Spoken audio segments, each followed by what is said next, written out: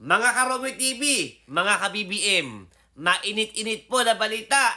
Public-private partnership ng NAIA at San Miguel ipinapabasura po ng Korte Suprema or Supreme Court. Tara mga Karomi TV, alamin po natin at talakayin natin.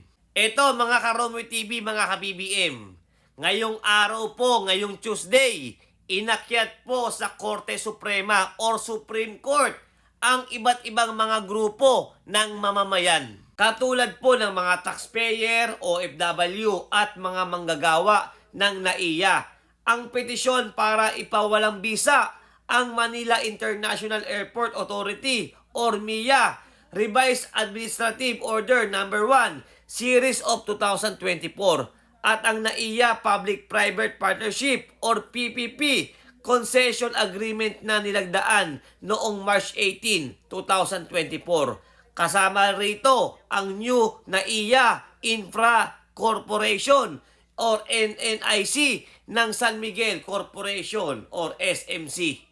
Ayon sa mga petitioner, nilabag po ng mga ahensya ng gobyerno ang proseso at isinintabi ang partisipasyon ng publiko sa pag-aproba ng malakihang dagdag na singil sa iba't ibang mga bayarin sa paliparan.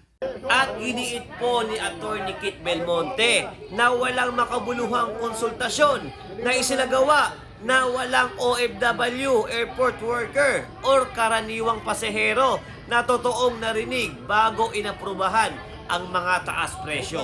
Sir, bakit po kayo nandito ngayon sa Supreme Court? Okay. Kasi kinausap ako ng mga daming stakeholders na affected ng fare increases ng MIA. Kasama na itong sinakalyo din. Kasama ko siya sa mga petition. Basically, ang nangyayari is magkakaroon dahil over nila sa isang private corporation pagpapatakbo ng nila. Ang mangyayari is mag-i-improve sila ng fees na walang panunod sa petition. So, madaming maapektuhan, madaming matatama.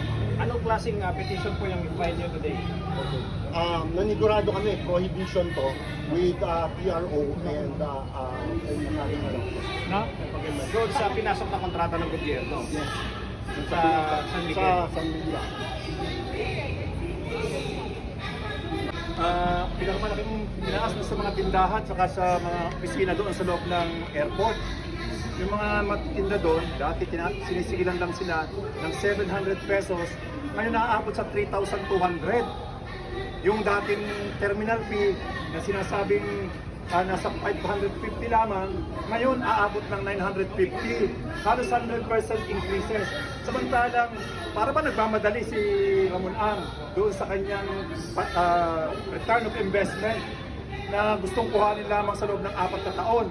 Samantalang 15 years naman yung kontratang kanyang pinirmahan at extended yan ng another 10 years pagkatapos ng 15 years. Kaya sobra-sobra na ito na parang tingin ko, masyadong galit naman masyadong ganit. Number 3 siya sa pinakamayamang tao sa Pilipinas. Bakit naman hindi niya gawin yung kanyang sinasabi ngayon naman siya magsiservisyo sa taong bayan? O yung flood control, kanyang tumulong, bakit naman yung OFW at iba pang mga mananakay sa airport ay papatawan ng 100% na increases sa mga bayarin? Thank you. Ali, magaling talaga. Sir, thank you. Bigla na ako nalabas na lang. At ito mga Karomi TV nagbabala din po itong si Atty. Kit Belmonte.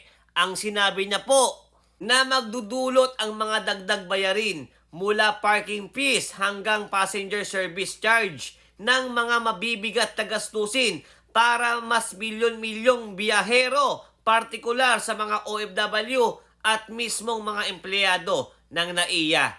Sabi niya, direktang tatamaan ang bulsa ng mga manggagawa at pasahero, ngunit wala namang katiyakan ng pagbuti ng serbisyo na tinatawag niyang privatization without accountability.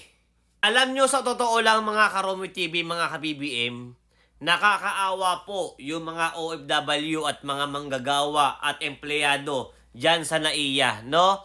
Dahil po yung mga presyo po dyan sa NAIA halos po nag times 10. Talagang hirap na po ang ating mga kababayan mga Pilipino. Pinapahirapan pa po nila.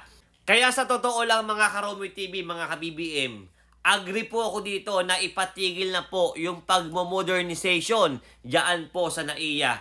Dahil mahihirapan po ang ating mga OFWs, yung mga manggagawa dyan, mga empleyado. Dahil nga po sa pagtaas po ng presyo ng mga bilihin dyan.